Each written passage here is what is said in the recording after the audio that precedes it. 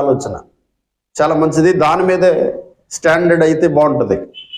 నా పితరులు చేసిన దాన్ని నేను ఎందుకని చేయకూడదు అనేటువంటి స్టాండర్డ్ చాలా మంచిది. అయితే బైబిల్లో పితరులు ఉన్నారు కదా, బైబిల్లో పితరులు ఉన్నారు. ఎవరు వాళ్ళు?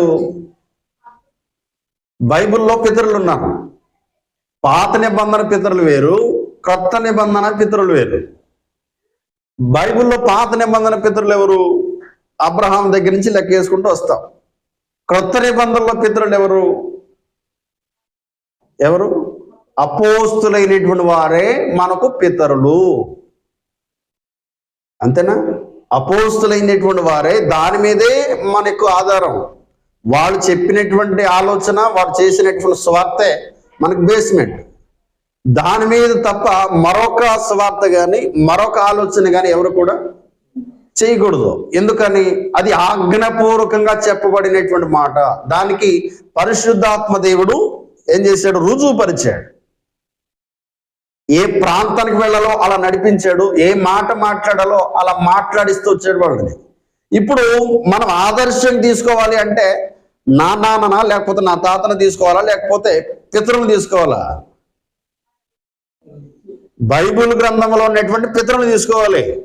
ముందుగానే చెప్పాను కదా, వాళ్ళు చేసిన దాన్ని నేను ఎందుకు చేయకూడదు అంటే దాని మీద నిలబడు. మన పితరులైనటువంటి వారు చేసిన దాన్ని మనమే చేయాలి. అది మార్చకూడదు. మార్చొచ్చా? మార్చకూడదు. ఈ మార్చకూడదు అనేటువంటి విషయం ఒకసారి మనం ఆలోచన చేస్తే, ఈ 300 యేసుక్రీస్తు పునరుత్థానుడైన తర్వాత 300 సంవత్సరాల వరకు ఇటువంటి ఆలోచన లేదు. ఏ ఆలోచన లేదు? ఈ క్రిస్మస్ అనేటువంటి ఆలోచన లేదు. వాస్తవానికి క్రిస్మస్ అంటే క్రీస్తు ఆరాధన. ఇది దేనికి చెందుతుంది? ఎప్పుడైతే దేవుని సన్నిధానంలో ఆరాధిస్తున్నామో ప్రతిదాన్ని క్రిస్మస్ అంటారు. క్రీస్తు ఆరాధన, క్రీస్తుని ఆరాధిస్తున్నాం. ప్రభు దినం అంటే మనం ఆరాధించినట్లు కదా, చాలా ప్రత్యేకమైనటువంటి దినం. 52 రోజులు వస్తుంది ఈ సంవత్సరానికి. 52 రోజులు అంత ఉత్తమమైనటువంటి దినాలయ్యి, దేవుని స్మరించుకునేటువంటి దినాలయ్యి.